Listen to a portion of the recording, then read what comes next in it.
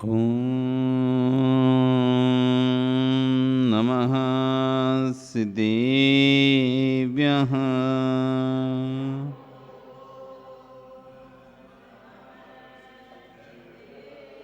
ॐ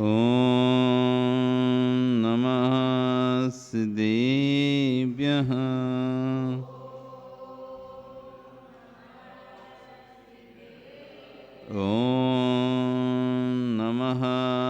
सिद्धेभ्यः।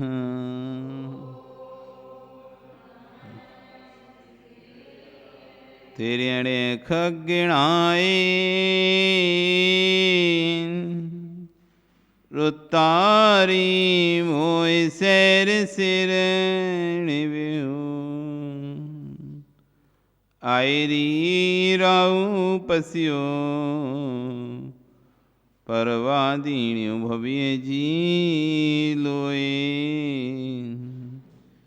नमो अरियंताणं नमो सिद्धाणं नमो आयरीयाणं नमो वज्रायाणं नमो लोए सभ्यसाहुणं।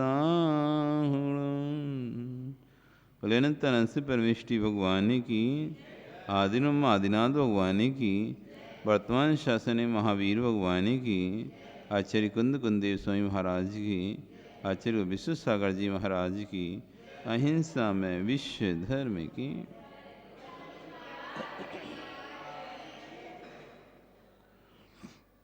बंधु, वर्तमान शासन न्यायिक वर्धमान स्वामी के शासन में पारस स्वरूप की चरण निश्रा में बैठकर हम सभी जिन देशना का श्रवण कर रहे हैं, सम्यक दृष्टि के गुणों में प्रसम, संवेग, अनुकंपा और आस्तिक गुण की चर्चा चल रही है। आज उसी आस्तिक गुण के बारे में आचार्य भगवान यहाँ पर व्याख्यान करेंगे। सब गुणों में प्रधान गुण है आस्तिक गुण। जब तक आस्तिक गुण नहीं होगा तब तक आपको सम्यक दर्शन नहीं हो सकता। करुणा दया तो मिथ्या दृष्टि के अंदर भी होती है। करुणा दया तो मिथ्या दृष्टि के अंदर भी होती है। ऐसे कई जीव हैं जो करुणा दया दिखाते हैं। अनुकंपा सिर्फ आप में नहीं है। कई गौशाला खुल रही हैं, कई वो खुल रहे हैं, तो ये दया के तो प्रतीक हैं। तो अनेक औषधालय खुल रहे हैं, अनेक जगह स्थान ऐसे खुल रहे हैं जहाँ पर लोगों के लिए सहायता की जाती है। एनजीओ खुल रहे हैं, सोशल सर्विसिंग चल रही हैं। तो सभी तो सम्यक दृष्टि जीव नहीं है ना जो करने वाले हैं। तो दया करुणा सब जगह मिलेगी। कसाय कुपसमन भी मिल जाएगा। संसार से भी भयभीत लोग मिल जाएंगे तुम्हें। तभी तो संप्रदाय में हर समझो जो भयभीत कहीं ना कहीं तो उसे अपना संसार से भय लगता है, तभी तो जाके सन्यासी बनता है। कहीं ना कहीं उसे लगता है जो भी सन्यासी बन रहा है, किसी संप्रदाय में सन्यासी बन रहा है, कहीं ना कहीं उसे ये बात तो समझ में आती है कि नहीं, ये संसार में नहीं उलझना। मार्ग कैसा हो उससे अलग है कि मार्ग उसका सही नहीं है संसार से निकलने का, लेकिन निकलने का प्रयास तो कर रहा है। रास्ता गलत चुना है वो विषय अलग है कि रास्ता उससे यहाँ से धूड़ी से निकलना है, लेकिन अब निकलना है कौन सी गली से निकलना है ये नहीं पता। वो जाके नदी में मिल जाएगा, रास्ता आगे बंद हो जाए, वो उसको बाद में समझ में आएगा जब वो चल लेगा, लेकिन भाग तो रहा है वो यहाँ से। तो उस संप्रदाय में सब अपने निकलना चाहते हैं, बाहर निकलना चाहते हैं, संसार को छोड़ना चाहते हैं, संसार के प्रवृत्तियों से बचना चाहते हैं, रास्ता चुनते हैं, लेकिन सम्यक पद उनको बोध ही नहीं है। तो जो रास्ता उनको सामने दिखाई देता है उस पर चल जाते हैं। वो बाद में जाकर जब आगे जाके पता चलता है ये रास्ता तो बंद है, फिर तो प्रसम भी मिल जाएगा, संवेग भी मिल जाएगी, अनुकंपा भी मिल जाएगी। आस्तिक गुण नहीं मिलेगा। 7 तत्व, 9 पदार्थ, 5 अस्तिकाय, 6 द्रव्य, 6 काय, 6 लेस्या, 5 महाविद, 5 समिति, 5 गुप्त, 3 गुप्ती, इस संपूर्ण तत्वों पर का श्रद्धान होना, सच्चे देव शास्त्रु के प्रति आस्था होना, इस सम्यक दृष्टि में ही मिलेगी। ये आस्तिकपना मिथ्या दृष्टि में नहीं मिलेगा। बाकी और गुण आपके उसके मिथ्या दृष्टि के अंदर मिल सकते हैं। शांत स्वभावी हो सकता है, शांत स्वभावी एकदम, कोई कुछ ही बोले उसे गुस्सा ही नहीं आता हो, इतना शांत स्वभावी, इतना सरल स्वभावी। प्रसम गुण उसके अंदर दिखाई दे सकता है। संवेग, ज्यादा पैसे संचय करने की इच्छा नहीं उसे, उसकी बातों से लगेगा यार कितना बैरागी है ये, हम तो जैन होकर इतना नहीं बैराग है हमको, तो इसको तो जैन नहीं भी है तब भी इतना बैराग है इसके अंदर, तो कैसी बड़ी बड़ी बातें करता है कि सब माया है, सब मिथ्या है, कोई जरूरत नहीं है सबका संचय करने की। तो संवेग भी दिखाई देगा, अनुकंपा भी कूट कूट के भरी दिखाई देगी उसके अंदर, जीवों के प्रति किसी को दुख ही नहीं दे सकता, सबकी मदद करते हुए दिखाई देगा। लेकिन आस्तिक गुण नहीं होगा उसके अंदर। आस्तिक गुण, आस्तिकपना तो सिर्फ सम्यक दृष्टि के अंदर ही पाया जाएगा। सच्चे देव गुरु पर आस्था मिथ्या दृष्टि की नहीं होगी, मिथ्या दृष्टि की नहीं हो सकती। इसलिए सब गुणों में प्रधान गुण है आस्तिक गुण। जब तक ये गुण नहीं आया, पूर्ण समर्पण नहीं आया, और आस्तिक गुण, आस्तिक मतलब होता है एकदम पक्की श्रद्धा, और जब तक ये आस्तिक गुण प्रकट नहीं हुआ है व्यक्ति के अंदर, तब तक भी अपना कल्याण नहीं कर पाएगा। आस्तिक गुण बस कुछ नहीं, जो भगवान ने कहा वो सब सत्य है, चूंकि किंतु परंतु कुछ भी नहीं।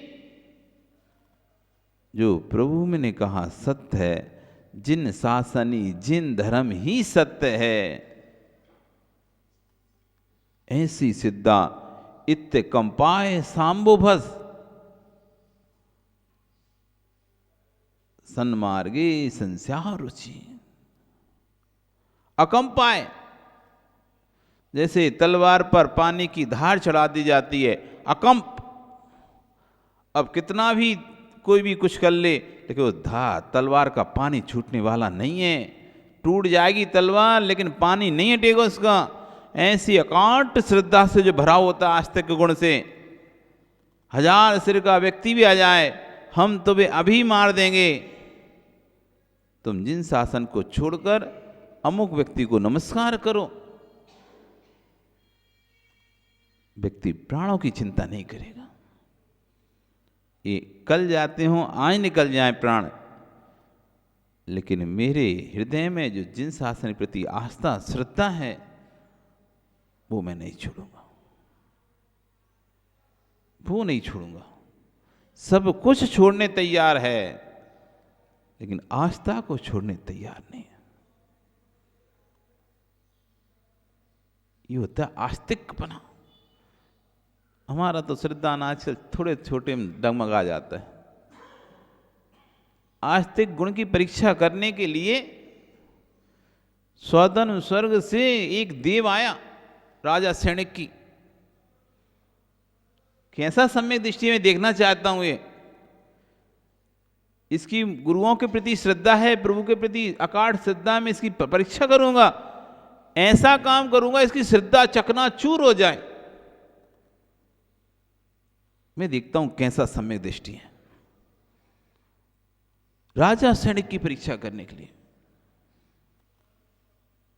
एक तालाब के किनारे एक मुनि का भेष बनाकर वो देव बैठ गया। एक तालाब के किनारे मुनि का भेष बना के वो देव बैठ गया। हाथ में उसने मछली पकड़ने का तार ले रखा है, हाथ में मछली पकड़ने का ताल ले रखा है और मछली पकड़ता जा रहा है। एक एक मछली पकड़ पकड़ के अपने कमंडल में भर रहा है। ये दृश्य आप देख लोगे तो क्या करोगे? क्यों पंकज? ऐसा दृश्य आपने देख लिया तो क्या करोगे?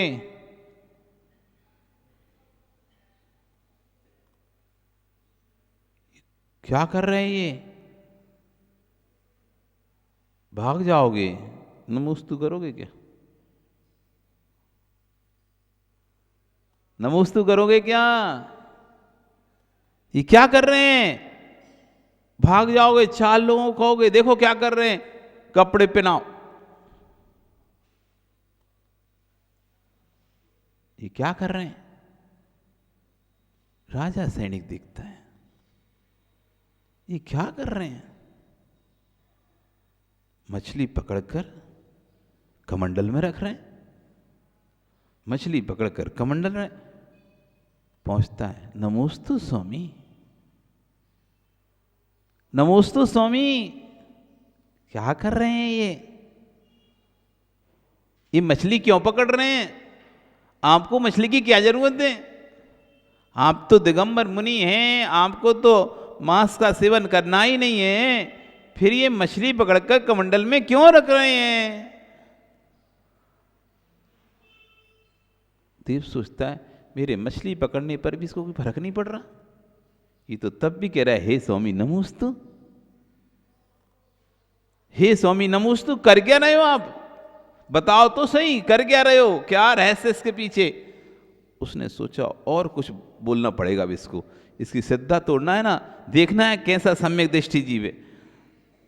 अरे क्या बताऊं, वो देखो एक और उसने विक्रिया से रूप बनाया आरिका का। जो आरिका बैठी हुई है वहां पे, वो मेरे कारण से गर्भ को धारण कर चुकी है और उसकी उदर की पूर्ति के लिए, उसके पेट भरने के लिए मैं ये मछलियां पकड़ रहा हूं। अब नवीन क्या करोगे तुम? भाग जाओगे कि बैठे रहोगे? ये सब सुनने के बाद, ये सब सुनने के बाद भी राजा सैनिक कहता है स्वामी ये क्या कर रहे हैं आप? ये शोभा थोड़ी ना देगा आपको, आप मेरे राज्य में चलिए। क्या कह रहा है? ये आप छोड़िए सब, आप मेरे राज्य में चलिए, मैं आपको उचित व्यवस्था करूंगा। जो भी आपकी व्यवस्थाएं हैं मैं उचित व्यवस्था करूंगा, पर ये आपको शोभा नहीं देगा, आप इसको छोड़िए। अब देव इससे आगे क्या बोले अब श्रद्धा तोड़ने के लिए? तब भी वो उसकी मन में किंचित मात्र भी विकल्प नहीं आ रहा। इतना सब कुछ सुनने के बाद भी किंचित मात्र भी उनके अंदर विकल्प नहीं आया। वो कह रहे हैं कि स्वामी आप ये सब छोड़िए, मैं उचित व्यवस्था सोच समझ के करता हूं, आप नगर में चल के अपनी चर्या करिए, मैं देखता हूं क्या करना है, मैं समझता हूं क्या करना है, आप ये सब छोड़िए, ये आपके योग्य नहीं है। वो देव दंग रह जाता है। इतनी बड़ी बात कहने के बाद भी जिसके अंदर किंचित मात्र भी कोई परिणाम विकृत नहीं हो रहे, ना तो गाली देने का भाव आ रहा है, ना अपमान करने का भाव आ रहा है, ना तो वहां से भागने का भाव आ रहा है। वो तो यही कह रहा है आप मेरे नगर चलो। ये है सम्यक। ये कोई छोटी मोटी चीज नहीं सम्यक दर्शन। इतनी बड़ी बड़ी परिस्थिति सामने होने के बाद भी उससे श्रद्धा नहीं घट रहा बिल्कुल भी। तुम सोचो हम सम्यक दृष्टि हैं, ऐसी परिस्थिति सामने जाएगी तो क्या करोगे तुम लोग? क्या करोगे?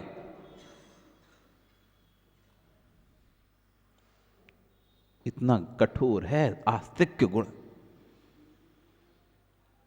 देव अपने असली रूप में प्रकट हो जाता है, बोलता है कि हम मुनि नहीं हैं, हम तो सिर्फ स्वर्ग में आपके आस्तिक गुण की प्रशंसा चल रही थी, उस प्रशंसा को हम सहन नहीं कर पा रहे थे। हम सोच रहे थे ऐसा कौन सा जीव है जो इतना सब इतना जिसकी प्रशंसा सौदर्मिंद्र कर रहा है। हम तो आपकी सी परीक्षा कर रहे थे कि इतना हम भयावक दृश्य दिखाएंगे आपको कि सिद्ध आपकी चकनाचूर हो जाएगी, लेकिन फिर भी आपकी श्रद्धा वैसी अकाट अपनी बनी हुई है गुरु के प्रति। ये आस्तिक गुण है, इसे कहते हैं आस्तिक गुण।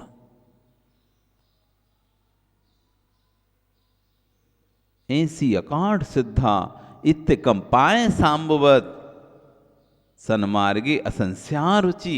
यहां तो हमारे अंदर जरा जरा सी बात पे शंका आने प्रारंभ हो जाती। थोड़ा सा कुछ हम देख लेंगे जो हमें पसंद नहीं है, और अनेक प्रकार के प्रश्न हम अपने दिमाग में उठाना शुरू कर, हम वहां गए थे वो ऐसा कर रहे थे, तो 4 लोगों में और बोलेंगे,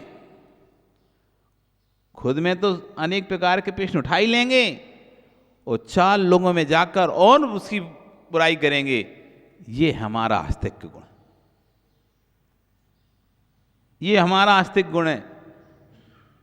एक तो स्वयं विपरीत सोचेंगे, बहुत ज्यादा विपरीत सोच लेंगे, और फिर 4 लोगों को अलग उसके विषय में व्याख्यान करके बता देंगे। यह आस्तिक गुण हमारा है। और एक आस्तिक गुण था राजा सैनिक, वो आस्तिक गुण था राजा सैनिक का, और ये आस्तिक गुण है हमारा। छुपाना तो छोड़ो, छपा और देंगे। छुपाना तो छोड़ो और छपा देंगे, व्हाट्सएप पे और चला देंगे, वीडियो और भेज देंगे, और मैसेज चला देंगे। अमुक व्यक्ति ऐसा है, अमुक व्यक्ति ऐसा है, किसी को दुनिया को पता भी नहीं तो पूरी दुनिया को चीख चीख कर बता देंगे। ये हमारा आस्तिक गुण है। अभी सम्यक दर्शन नहीं है, अभी सम्यक दर्शन नहीं है। अपने अंदर झांको, मेरे अंदर कैसी परिणति चलती है। दोष देखने के बाद क्या मेरे अंदर श्रद्धा रहेगी? दोष देखने के बाद भी आचार्य भगवान कहते हैं श्रद्धा को कभी खत्म नहीं करना। किसी के अंदर कोई दोष भी देख लेना तो यही विचार करना, यद स्वयं शुद्धस्य मार्गस्य बाला सक्त जनाश्रयम। मार्ग तो शुद्ध है, इसमें कोई दोष नहीं है। बाल अथवा आसक्त व्यक्ति के द्वारा इस मार्ग पर दोष लगाया जा रहा है, ये उसकी स्वतंत्र पर्सनल कमी है, ये जिन शासन की कमी नहीं है। कई बार गुरु जी बोले गद्दी पर बैठो, तुम कोई नियम पाल रहे हो नहीं पाल रहे ये तुम्हारा पर्सनल विषय है, लेकिन जब भी शास्त्र सभा में बैठोगे तो बात तो वही करना जो सत्य हो। अपनी कमजोरी को शास्त्र नहीं बना देना, अपनी कमजोरी को आगम नहीं बनाना। आगम तो वही है जो है, तुम्हारी कमजोरी आगम नहीं है। एक ग्रंथ है, उसमें एक पंडित जी ने लिख दिया, जब आहार रात्रि भोजन त्याग की उसमें व्याख्यान चल रहा था, लौंग इलायची चल सकता है। पंडित जी रात में लौंग इलायची खाते होंगे, पानी पीते होंगे रात में, तो उन्होंने अपने व्याख्यान में ग्रंथ में लिख रहा है रात्रि भोजन त्यागी लौंग इलायची खा सकता है। अब ये उन्होंने अपने आगम को तोड़ दिया, स्वयं की कमजोरी को देखते हुए, क्योंकि स्वयं लौंग इलायची खाते होंगे रात्रि में, तो उस लौंग इलायची के चक्कर में उन्होंने ग्रंथ में भी लिख दिया कि रात्रि भोजन त्यागी लौंग इलायची खा सकता है। रात्रि भोजन त्यागी जो पानी नहीं पी सकता, रात्रि भोजन त्यागी मुख में पानी नहीं रख सकता, तो लौंग इलायची कहां से रख लेगा? तब रात्रि भोजन त्यागी कहलाता है। यदि पानी भी पी रहा है रात में, वो रात्रि भोजन त्यागी नहीं है। सूर्यास्त के बाद पानी भी मुख में रख रहा है तो रात्रि भोजन त्यागी नहीं है, तो फिर लौंग इलायची फलाहार वाला रात्रि भोजन त्यागी कैसे हो सकता है? जब भी रात्रि भोजन त्याग की व्याख्या होगी, सूर्यास्त के बाद मुख में कुछ भी रखोगे,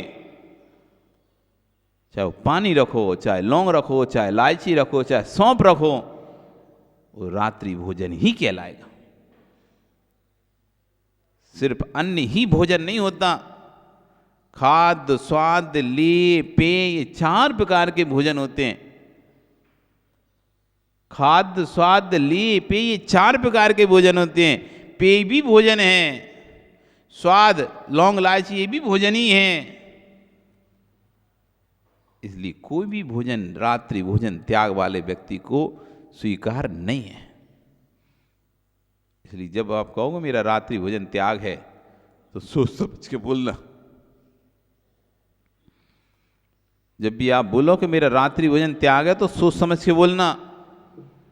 रात्रि भोजन त्याग है, पानी पीते हो क्या? हाँ, रात में पानी तो पीते हैं, तो रात्रि भोजन त्याग नहीं है तुम्हारा। हमारा महाराज जी रात्रि भोजन त्याग है, पानी पीते हो क्या? हाँ, पानी तो पीते हैं, अभी रात्रि भोजन त्याग नहीं है। सिर्फ हमारा रात में अन्न खाने का त्याग है, ऐसा कहो।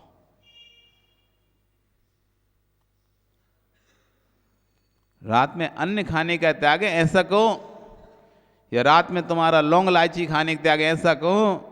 रात में तुम्हारा रबड़ी आदि खाने का त्याग है, ऐसा कहो। पर रात्रि भोजन त्याग पैकेज है। रात्रि भोजन त्याग पैकेज। रात्रि भोजन बोलने से ही 4 प्रकार के आहार आ जाते हैं। तुम सोचो नहीं, हमने तो वो सोच के लिया, हम तो रात्रि भोजन से मतलब वो समझते थे। आपके समझने से कुछ नहीं होता। आप क्या समझते हो, क्या नहीं समझते। आप अन्न का त्याग ही रात्रि भोजन समझते हो, ये आपकी गलती है। लेकिन रात्रि भोजन त्याग में 4 चीजें आती हैं। इसलिए किसी से जब रात्रि भोजन त्याग कहो, या कोई कहे कि आज तुम्हारा 1 महीने तक रात के भोजन का त्याग, और तुम कह दो कि हाँ हम स्वीकार करते हैं 1 महीने तक रात्रि भोजन त्याग, तो समझ लो तुमने 4 प्रकार के आहार का त्याग किया है। फिर इसलिए नियम लिया करो, बड़े सोच समझ के लिया करो। टर्म एंड कंडीशन पूछ लिया करो, नहीं तो बाद में पता चला स्टार तो नीचे लगा था, तुम समझ ही नहीं पाए कंडीशंस, और नियम ले लिए, बाद में फिर रो रहे हो, या फिर टूट ही रहा है नियम पूरी तरह से। तो नियम का पुण्य नहीं पाप लग रहा है। पुण्य नहीं लग रहा, पाप लग रहा है उल्टा तोड़ने का। इसलिए बहुत संभल के आस्तिक गुण, और ले लिया तो फिर ऐसा नहीं सोचना चाहिए कभी भी, और कभी भी नियम के प्रति असिद्धांत नहीं करना चाहिए। कहां से ले लिया, कहां फंस गए हम ये नियम लेके। एक व्यक्ति ने अश्रद्धान किया था, उसकी सेठानी, उस सेठ की सेठानी व्रत करती थी, नियम करती थी, उपवास करती थी, तो हंसी उड़ाता था। इतना घर में खाने के लिए अनाज है, धान है, धन है, सब है, तुम क्यों ही उपवास करके अपने आप को सुखा रही हो। उसका मजाक उड़ाया। ये व्रत तो वो करें जिनके घर में खाने को ना हो, तो उपवास करें। व्रत वो करें जो घास खोद सर पर रखें।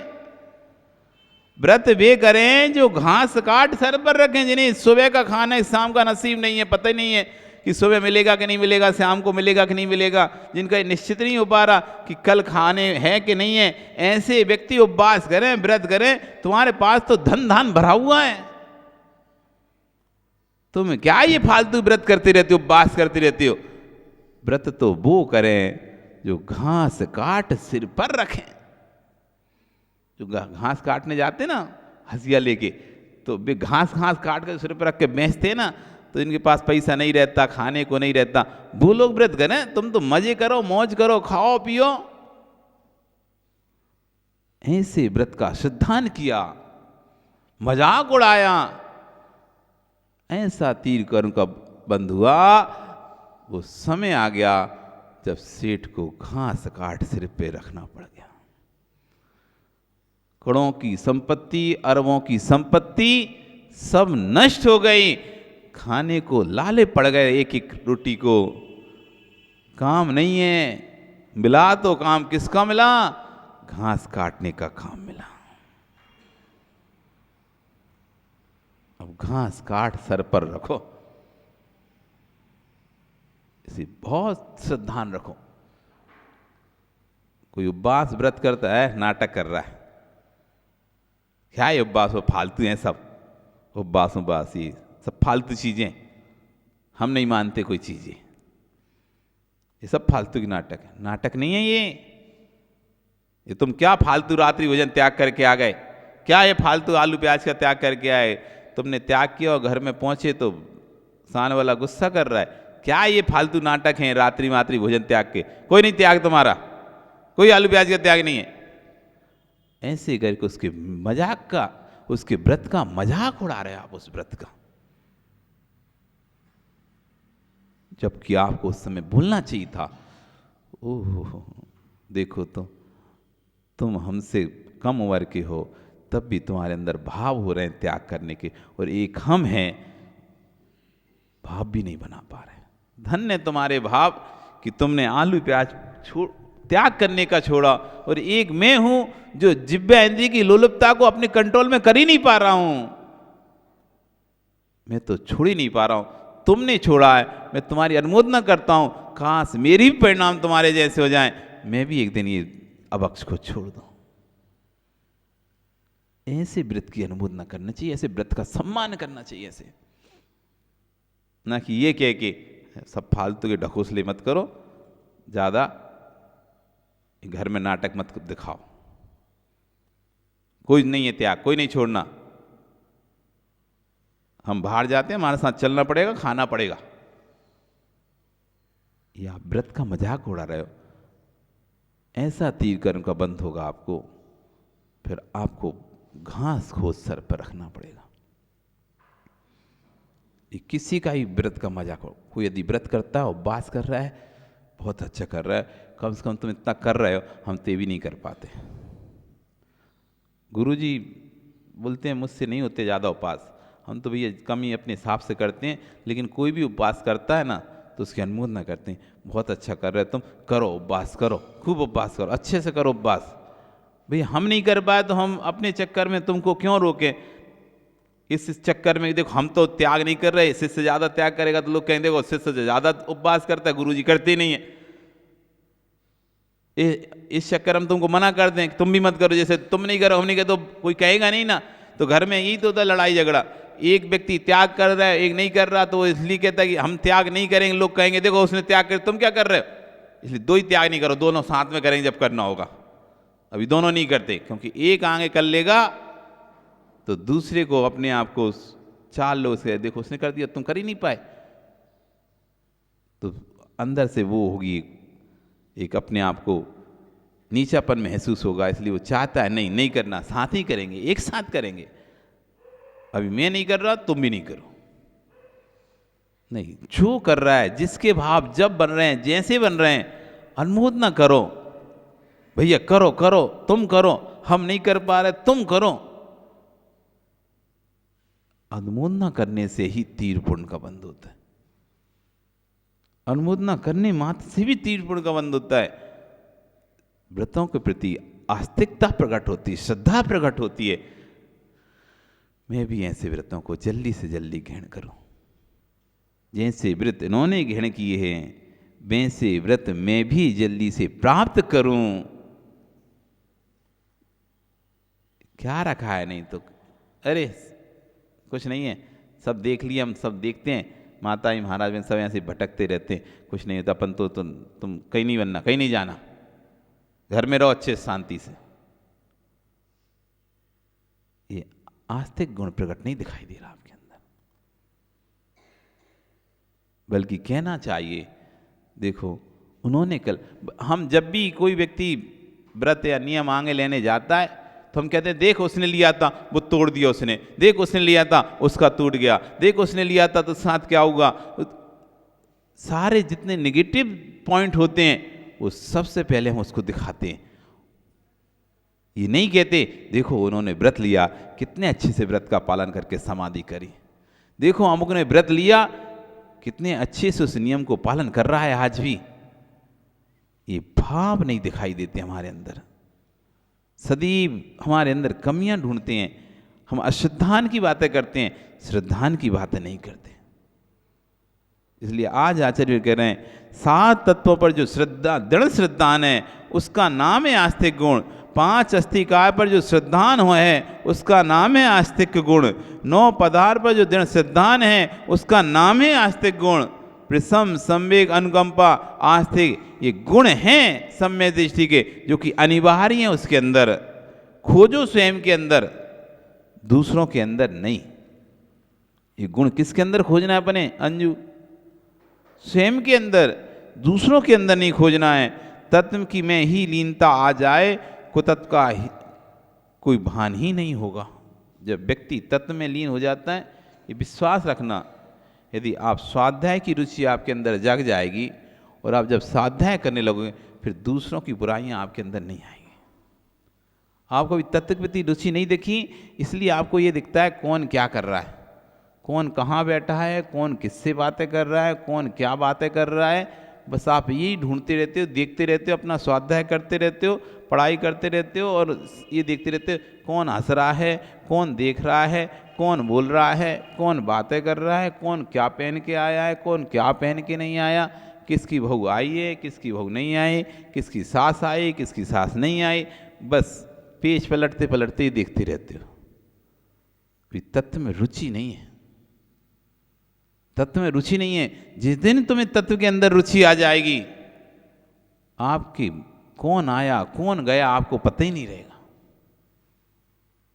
अरे विनोद, जब हम पेपर हॉल में जाते हैं, परीक्षा हॉल में जाते हैं, नवीन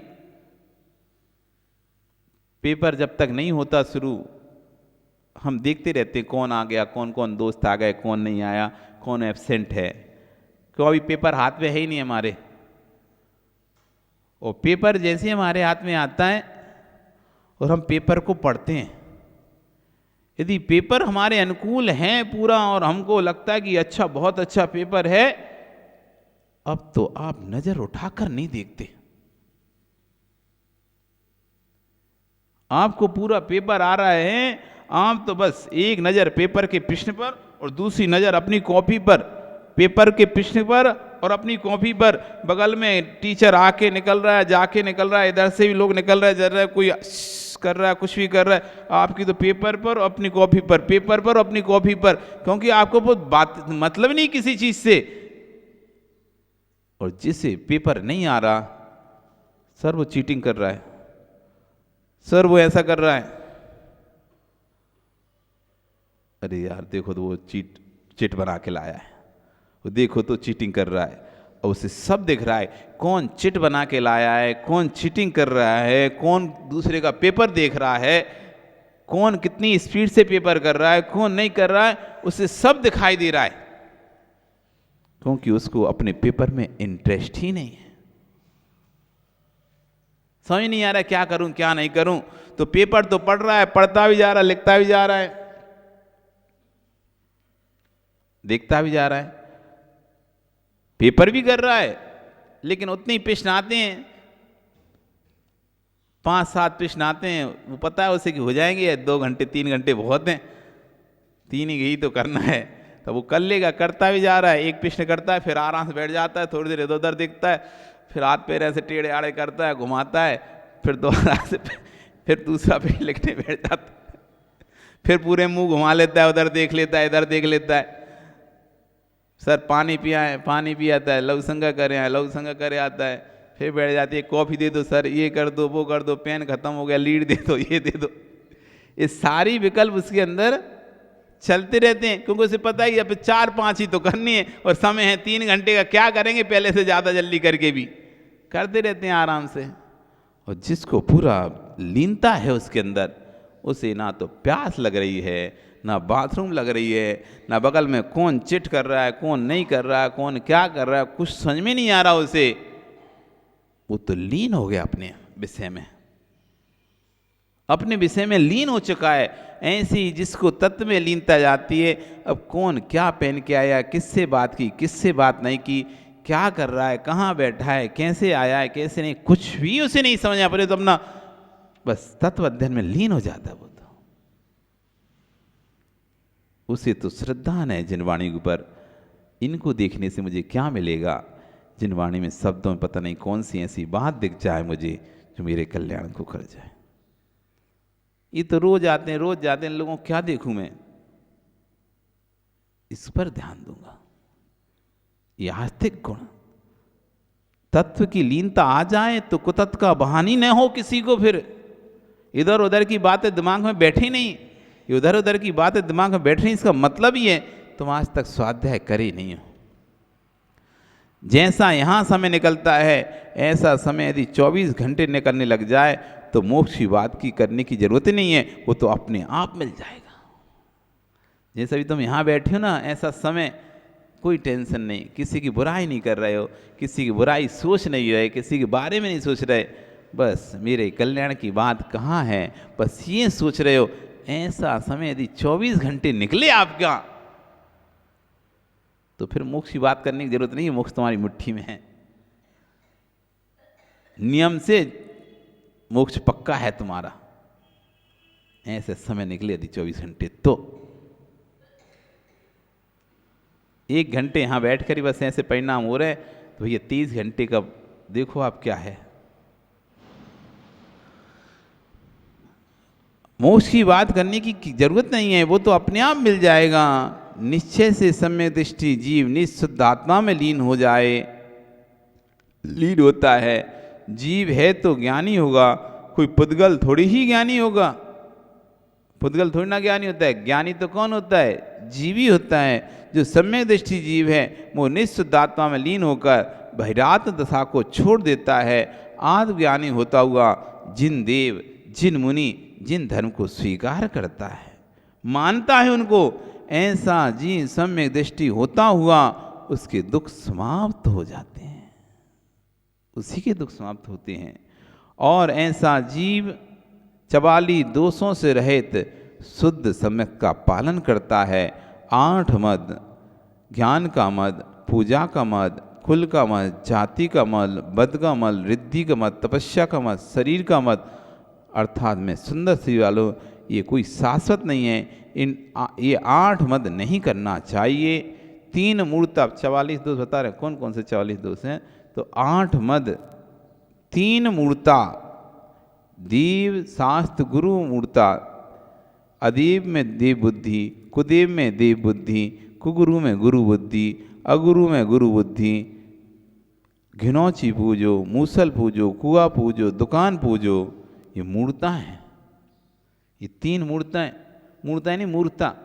अब लोग जाके ताले शटर को अगरबत्ती लगा रहे, ताले के जैसे पैर पड़ रहा है उसमें 2 पैर निकल रहे हों, ये मूर्ताएं। इनको ताला में अगरबत्ती लगाने से, गले में अगरबत्ती लगाने से कोई पैसा धन धान नहीं बढ़ जाएगा। तिजोरी में अगरबत्ती लगाने से कोई तिजोरी अपने आप मजबूत नहीं हो जाएगी कि अब चौगनी मजबूत हो गई, तुम अगरबत्ती लगा दिए तो अब कोई चोर इसे तोड़ ही नहीं सकता। तुमने अगरबत्ती नहीं लगाई, सो कमजोर हो जाती है तिजोरी, उसे कोई भी तोड़ लेगा। ओ पैसे की पेटी होती है ना, तो उसमें लगाते ना अगरबत्ती, क्या करते, किसको पूछते हो ऐसे ऐसे करके, क्यों अंजू, किसको पूछते हो उसमें तिजोरी में, पैसे को या उसके लॉक को या उसकी मजबूती को अथवा उसके लोहे को, किसको अगरबत्ती लगा रहे तुम वहां पे ऐसे ऐसे घुमा घुमा के? कौन सा देव उसके अंदर बैठा हुआ है? क्या पंकज, सो गए? जाग जाओ। कौन सा देव बैठा है? क्यों नरेश, कौन सा देव बैठा है वहां पर? धनदेव, कुबेर, कुबेर नबी कौन सा देव बेटा? देखो तुम्हारी पूजा, कुबेर की पूजा कहाँ कहाँ होती है। वो कभी विचार किया करो कि ये मूर्ता वाले काम क्यों? क्या इस गली में मैं अगरबत्ती लगा दूंगा या गली में ऐसे करने से क्या पैसा भर जाएगा अपने आप ऑटोमेटिक आके उसके अंदर? और नहीं लगाऊंगा तो पूरा पैसा अपने आप निकल के भाग जाएगा। क्या होगा ऐसा करने से? कोई कि ऐसे करने से पैसा बढ़ जाता है और ऐसे नहीं करने से पैसा निकल के भाग जाता है। मूर्ता, यही तो मूर्ता है। इस सम्य दृष्टि के अंदर नहीं होती है फालतू आलतू की बातें। ये करेंगे तो पैसा बढ़ जाएगा, ये करेंगे पैसा घट जाएगा, नहीं करेंगे तो घट जाएगा। वो तो पंच परमेष्टि भगवान को स्मरण करता है। उनके प्रतीक रूप, उनके चित्र के सामने दीपक जला लेता है कि प्रभु आपके गुणों का स्मरण मेरे अंदर हृदय में सदैव बना रहे। मैं दीपक प्रज्वलित करता हूं ये आपके चित्त के समक्ष। मेरे हृदय में जैसे दीपक जल रहा है, ऐसे मेरे हृदय में सदैव आपके प्रति आस्था का दीपक जलता रहे, कभी बुझने ना पाए। मैं इस भाव से आपके चरणों में दीपक जला रहा हूं। यहां दीपक जलाऊंगा तो कोई खूब पैसा जाएगा, इसलिए नहीं जलाना मैं दीपक। ये सुगंधित अगरबत्ती इसलिए लगा रहा हूं मैं आपके समक्ष। जैसे अगरबत्ती महक रही है, वैसे आपकी सुगंध मेरे अंदर हमेशा महकती रहे। मैं किसी धन को, किसी तिजोरी को, किसी ताले को, किसी शटर को, किसी गद्दी को नहीं पूज रहा हूं।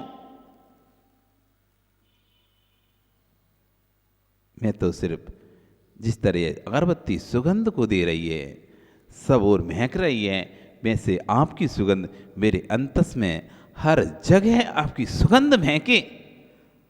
कैसी लगती सुगंध? अच्छी लगती है ना? तो ऐसी सुगंध मेरे पूरे अंतरंग में आपके श्रद्धा की, आस्था की सुगंध महकती रहे, इसलिए मैं सुगंध लगा रहा हूं। तुम क्यों लगाते हो बताओ तो? क्या सोच के लगाते हो अगरबत्ती? क्या सोच के दीपक जलाते हो? कुछ तो सोचते होगे ना कि जितने देव भरे हुए हैं, ताले में भरे हुए हैं, सटर में भरे हैं, बोरे में भरे हैं, चना के, दाल के, पैसे की पेटी में भरे हों जितने देव, सबको मेरा नमस्कार है। ऐसे क्यों? पेट्रोल पंप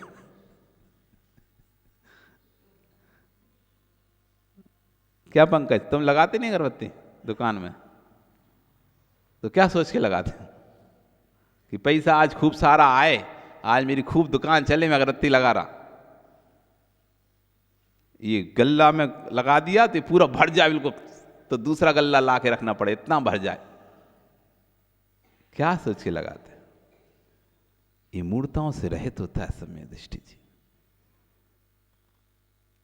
मेरे पुण्य उदय से वस्तु आती है, मेरे पाप उदय से वस्तु जाती है। मेरे पुण्य उदय से मुझे वस्तु मिलती है, पाप उदय से वस्तु छूटती है। मैं अपने पाप पुण्य के लिए अगरबत्ती लगा रहा हूं। लगाओ अपने पाप पुण्य के लिए अगरबत्ती। क्या पैसे के लिए लगाना? मूर्ताओं से रहित होता है। कोई घनौची पूज रहा है, कोई मूसल पूज रहा है, कोई कुआं पूज रहा है, कोई दुकान पूज रहा है, कोई पेड़ पूज रहा है। और पेड़ में कौन सा देव भरा है? कोई गाय पूज रहा है, कोई सांप पूज रहा है। उनके अंदर कौन से देव आ गए? देवों को रहने के लिए भी मिले स्थान। 3 मूर्ताओं से रहित होता है। ताले के पैर पड़ लेता, बताओ तो ताला कौन सा देवता है? ये लोक मूर्ता है। दिवाली के दिन सोने के तिलक, चांदी के तिलक, वहीं पर तिलक, सोने पे तिलक कर रहे हो, पैसा पे तिलक कर रहे हो, वहीं पे तिलक कर रहे हो, जैसे कि भगवान है तो टीका लगाया जा रहा है। काय के तिलक? किस चीज का तिलक कर रहे हो आप? किसको क्या मानकर तिलक कर रहे हो? वो गोल्ड रखा है, पूरा गोल्ड खोल के रख लिया, पूरा चांदी खोल के रख ली, पूरा पैसा रख लिया, उसे देख के ओम जय जय और तिलक कर रहे हो। मूर्ताएं। नव देवताओं में ये कौन से देवता हैं? 9 देवता गए हैं आपके आगे, अरियन सिद्ध आचार्य उपाध्याय साधु, जिन धर्म, जिन आगम, जिन चैत्य और जिन चैत्यालय, ये 9 देवता हैं। शांतिलाल, इनमें से कौन से देवता हो तुम? शांतिलाल, तुम कौन से देवता हो 9 में से? हो क्या कोई? नहीं हो? बनना है क्या? कोई देवता बनना है तुम्हें? बन सकते हो तुम 9 में से कुछ? क्यों महेश, नहीं बन सकते? क्या बात कर रहे हो? आचार्य नहीं बन सकते तुम? उपाध्याय नहीं बन सकते तुम? साधु नहीं बन सकते? फिर कैसे कह रहे हो नहीं बन सकते 9 देवों में से कोई देव? नव देवता, नव देवताओं की सदा तुम भक्ति से अर्चा करें, नव निधि सिद्धि पाए के शिव सुख कांता को वरें। 9 निधि, 9 लब्धि, नव लब्धि को प्राप्त करके और सिद्ध पने को प्राप्त करें।